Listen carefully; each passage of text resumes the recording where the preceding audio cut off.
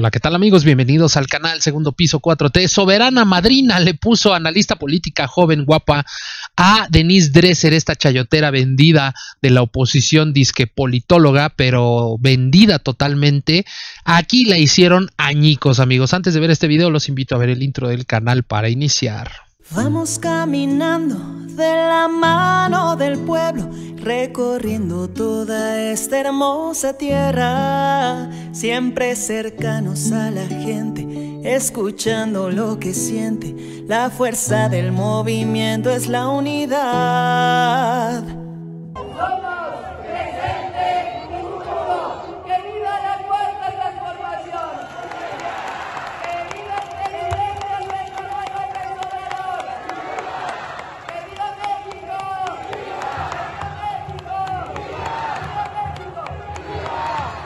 Hola, ¿qué tal amigos? Bienvenidos al canal Segundo Piso 4T. Ya estamos aquí de vuelta. Hoy es 3 de noviembre del 2024 y vaya tunda que le dan a Denise Dresser, esta politóloga de la derecha, esta chayotera vendida que una vez la corrieron del Zócalo porque pues la gente se da cuenta que es una manipuladora, una chayotera, una vendida totalmente que obedece a intereses nefastos. Pero aquí esta gran politóloga, conocedora, joven, guapa e inteligente, Vanessa Romero, salió a tundirla con todo, amigos. Le dio una gran lección y no va a poder olvidarla porque Denise Dresser es bastante rencorosa y no saben cómo quedó en ridículo en este programa de Aristegui, amigos. Así que vamos a escuchar lo que le dijo porque ahora sí se defendió patas para arriba. Ahí les va.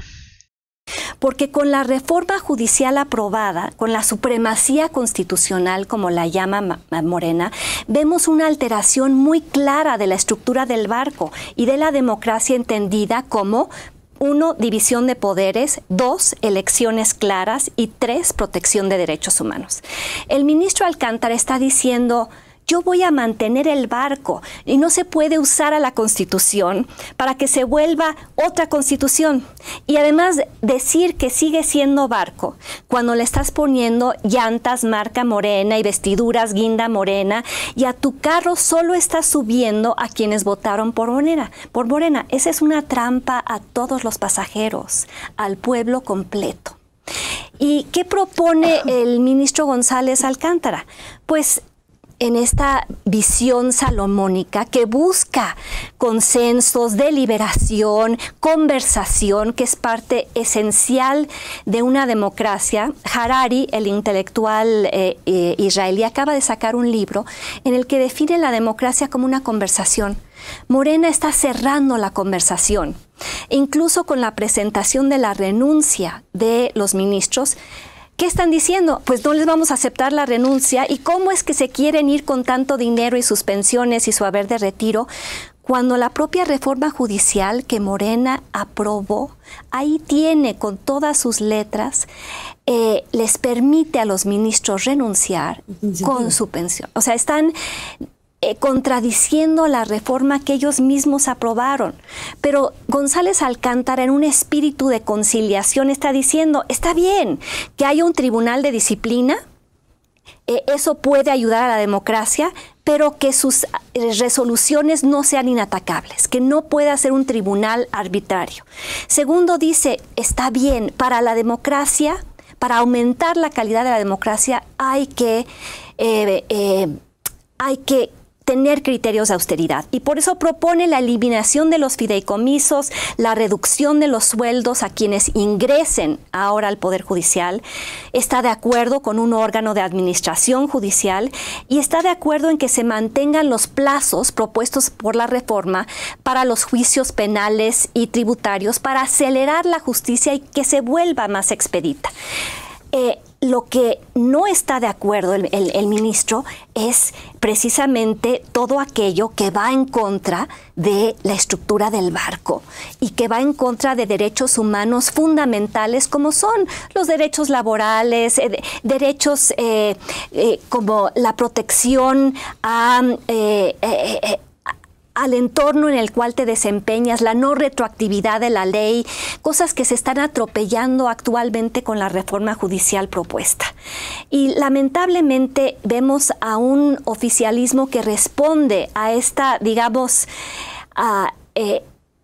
esta propuesta de conciliación.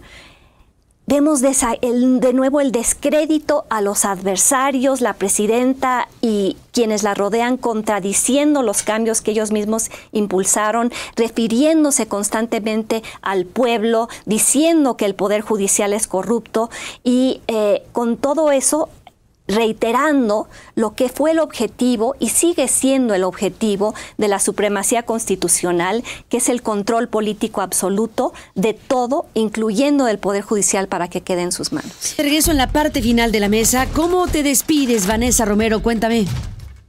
Me cuesta mucho trabajo llamar a esto, como lo hace Denise, a este proyecto del ministro González Alcántara, una propuesta de conciliación.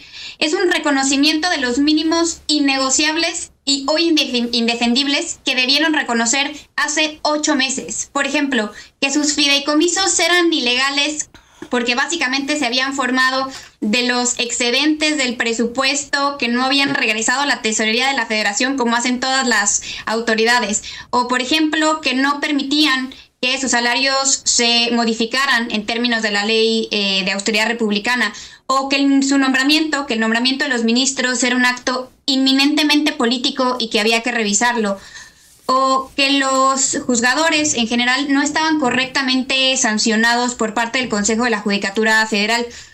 El proyecto de González Alcántara, más que una propuesta de conciliación, me parece el mínimo de decencia que tuvieron que reconocer hace 8 meses, muy diferente a la propuesta de Norma Piña, que nos intentaron vender hace 2, y nada más para refrescarle la memoria al auditorio, que contenía 66 propuestas de reforma al sistema de justicia, incluyendo policías, de las cuales solo 10 tocaban el Poder Judicial de la Federación, propuestas, por cierto, muy deslactosadas.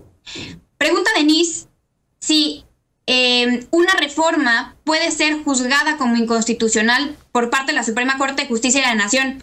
Vaya, hasta antes de esta reforma de supremacía constitucional propuesta por Morena, que creo que era absolutamente innecesaria y que el proceso legislativo ha sido tremendamente desaseado.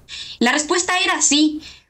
Pero esta propuesta, esta reforma judicial, no podía hacerlo por las razones que se han manifestado ad nauseam por parte no solamente de las personas que simpatizan con Morena, no solamente con las personas que simpatizan con la reforma judicial, también por sus detractores. Primero, por sus precedentes. Los más recientes y los más numerosos señalan que no podían. Eso no significa que no fuera posible revisar otra reforma. Es más, en la revisión de la constitucionalidad de la prisión preventiva oficiosa, Arturo Saldívar o inclusive otros ministros en casos previos como José Ramón Cosío han tenido unos votos particulares interesantísimos de donde podemos derivar que sí era posible. El ministro González Alcántara señala que ellos no pueden entrar al análisis, en este caso concreto, de las prerrogativas de los ministros de la Corte, de sus nombramientos, porque son juez y parte. Y esto le es aplaudido como un acto infinito de decencia, cuando en realidad es que ellos sí, como no lo están haciendo los juzgadores en materia de amparo, están excusándose de aquellos actos de los que no pueden conocer porque son juez y parte. Pero no olvidar que el artículo 51 de la ley de amparo no solo les exige excusarse de los actos en los que son juez y parte, sino en todos aquellos actos en los que no pueden ser imparciales. A lo que voy es, los ministros de la Corte tampoco están legitimados para resolver de la reforma judicial, aun cuando sea de otros cargos del Poder Judicial, tanto federal como local, porque están intrínsecamente relacionados con su funcionamiento. Dentro de la argumentación que continúa haciendo el ministro González Alcántara en su proyecto, y de esto deriva toda esta analogía que hace el abogado de su ponencia respecto al barco en el que todos vamos metidos y que esencialmente debe protegerse y que no debe ser tocado por las mayorías. Aclarar que en México no existen, como sí existen en otros países, las cláusulas pétreas.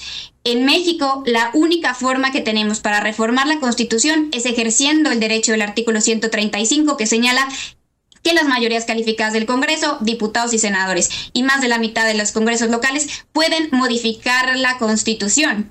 Y asumiendo sin conceder que existían estas cláusulas pétreas que no podemos tocar, que sabrá Dios cuáles son, las que el ministro González Alcántara le parecen más esenciales del pacto original, no nos explica claramente cómo es que esta reforma judicial va a afectar ese pacto original que él considera esencial, porque repito, y basta una lectura rápida del proyecto para entender que lo que está haciendo el ministro es futurear. Nos está diciendo que no va a ser posible implementar la votación informada de juzgadores cuando todavía ni siquiera tenemos los acuerdos del INE o reglas claras para la implementación de esa reforma. Lo que nos dice el ministro es, si ustedes quieren modificar la Constitución en esto que a mí en lo personal me parece esencial, entonces vayan por un poder constituyente nuevo. Es decir, pues tomen las armas o vayan a una revolución, porque lo que sucedió el 2 de junio a él no le parece suficiente. Entonces, lo que sí deberíamos tener como electorado, como nación, es una discusión pública de cuál es esa estructura mínima del barco, porque lo que no puede ser es que sea a partir de lo que Denise entiende como país o lo que el ministro o cualquier persona en lo individual tenga en su concepción, en su fuero interno. Nos vamos. Pues bueno, amigos, hasta aquí vamos a dejar la información del día de hoy. Espero porque con la reforma judicial aprobada, con la supremacía constitucional, como la llama Morena, vemos una alteración muy clara de la estructura del barco y de la democracia entendida como 1, división de poderes, 2, elecciones claras y 3, protección de derechos humanos.